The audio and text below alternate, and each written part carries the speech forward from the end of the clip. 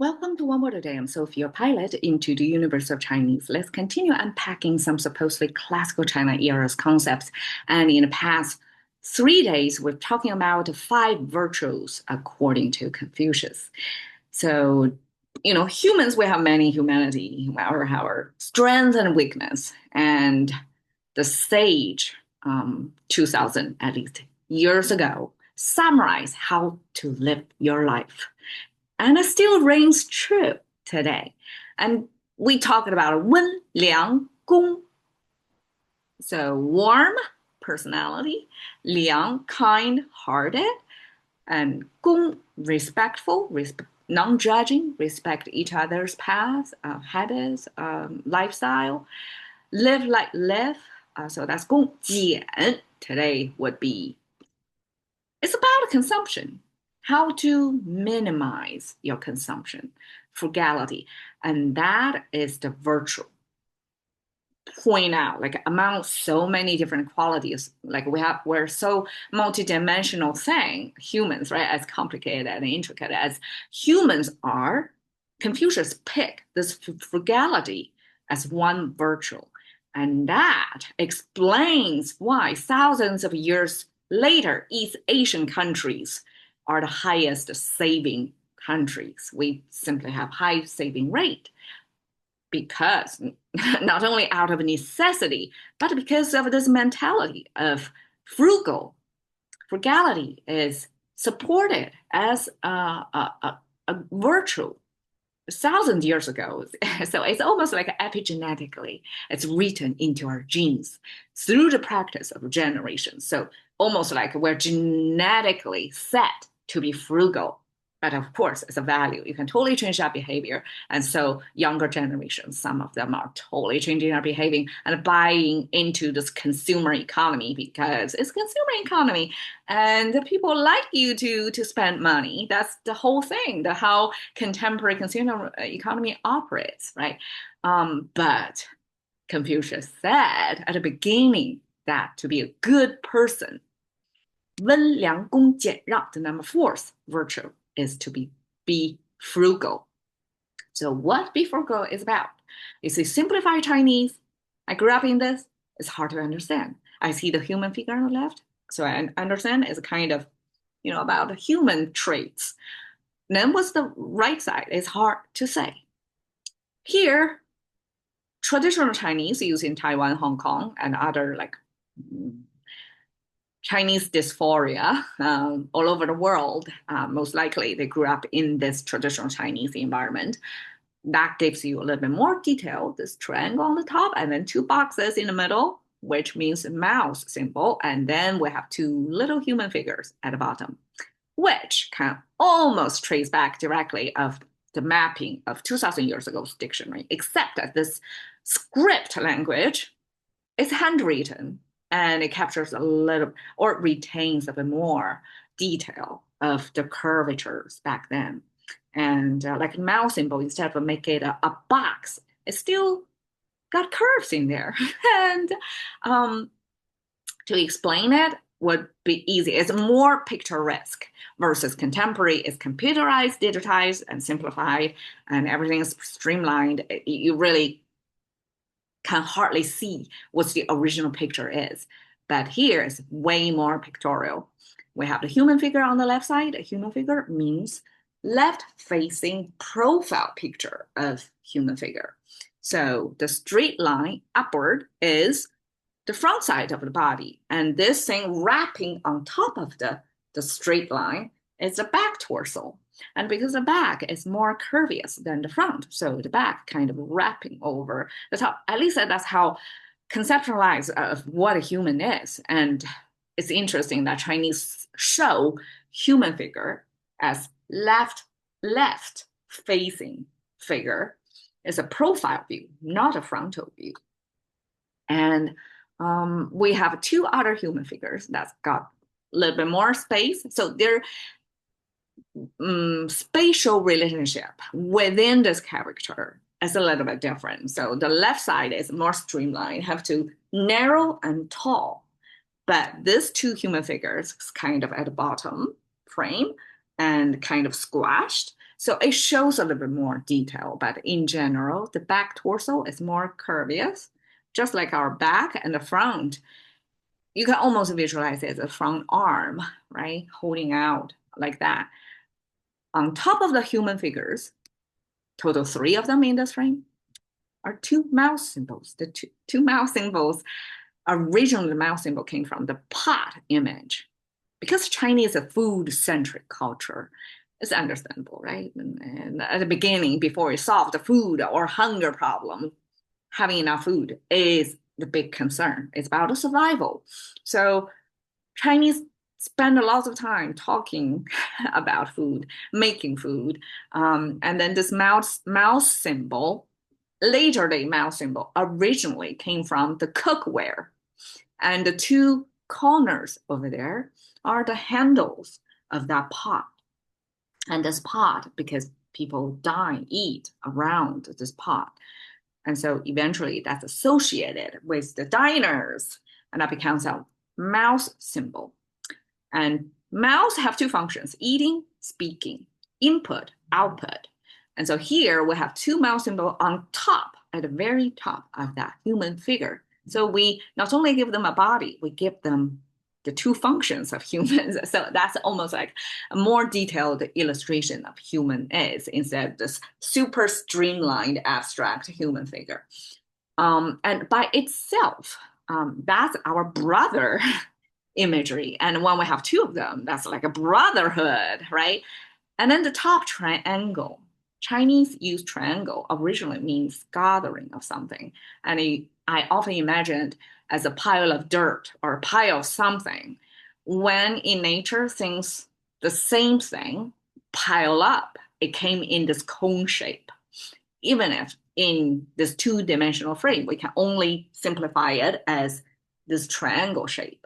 But in a 3D world, it will be rotating, right? Kind of a cone shape. And that gathering, when I transfer this natural phenomenon of gathering of a pile of same thing together to human society, that becomes this hierarchy, also like easy transfer to use this analogy from nature used within the human society, that we have this one thing sitting on the top, just one. And then the ground, like each layer, I guess, wider base, right? In today, if we, use networks or however to classify people's income, so to speak, then we have this upper, middle, lower class, right? So it's kind of like a middle class. It's kind of bigger. So it's kind of what do you call it? It's not exactly a pile shape like this, but it's more like a pear shape. So the middle part is bigger. But I mean, these days, it seems like a middle class is disappearing. So it may come back to its original pile shape, this cone shape, with the very rich at the very tip. It's a small number, and gradually, the distribution become like this. So that's what this triangle looking thing means. It means almost like an abstraction of the whole society, how things are distributed. I just realized that's the ancient distribution chart using this triangle to mean the societal structure. And then we have this two human figure underneath it to mean brotherhood. So both brotherhood and the human hierarchy pair together give you the sense of society. We can see individuals here. We can also see collectively this human organization as a whole society comes in this pile. So societal plus the human figure on the left side together, it means frugality. There will be some explainer here that I have to come up with some theories of why. Here it means actually originally this jian, this character, means you are disciplined. You kind of behave as a social being. And we can understand why, right? Because right side depicted this society, like society as the English abstract concept of society as visually as simplified as possible, Chinese rendering of what society looks like. And when we pair this individual person next to a whole group of people, which is the society, comes with the structure, comes with the individuals as speaking person and eating person, then how should individual behave? That gives you the context where societal person or social person, I guess that's the right way to say it, social person, our social traits and feature as our existence constraints, because we live in the society. So we have to behave, we have to regulate our behavior according to the societal expectation. And one of the major expectations among all the other expectations, kind of how we behave in the public, or the social bindings between people, how you should behave toward each other in a different power structure, all that kind of expectations of social behavior, this one frugality stand out, and then it kind of overshadow all the other social behaviors. The frugality becomes the number one behavior. Why? I'm thinking because the ancient times, for the whole society to operate efficiently, everybody need to, everybody as a diner and a speaker, this consumption has always been there. We're also producer, right? But we're also consumer. So we have to make sure we consume within our means. Not only because you're part of the society, so as a whole society in the context of for the whole, I guess, world in today's global world, bigger scale context, like an individual, how to behave within this context. The logic would be you only consume as needed. You don't over consume. Don't waste resources that can use by other people or later generations. You don't over consume. You don't waste. You only use as needed. And that's the condition of why we need to be frugal. Not only for future generations, but the future self as well. In terms of rainy days, you need to consume only as needed now, so that in the future, when some bigger this kind of emergency fund in today's conceptualization, you need to save up for more challenging days. So that's the mindset of we as a social being. The number one feature to survive in a society is to be frugal. Super true today still, right? And that's the ancient wisdom, and that influenced so many. My parents definitely are more frugal than me. I'm kind of partially already influenced by the consumer economy, but in late as older as I get, as more like language I'm learning, I'm unpacking this ancient philosophy, and more I'm in agreement. Like, why do you overconsume? Why do you waste resources that can be used otherwise, right? And it's more like a collective thinking beyond your individual comfort.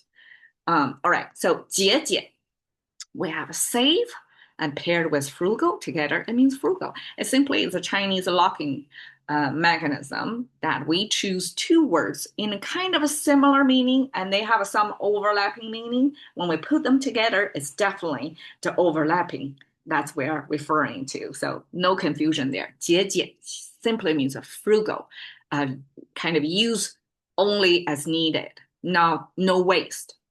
减速, 速 means plain, and it came from the fabric before they go dye, before any decoration. It's only like a minimum.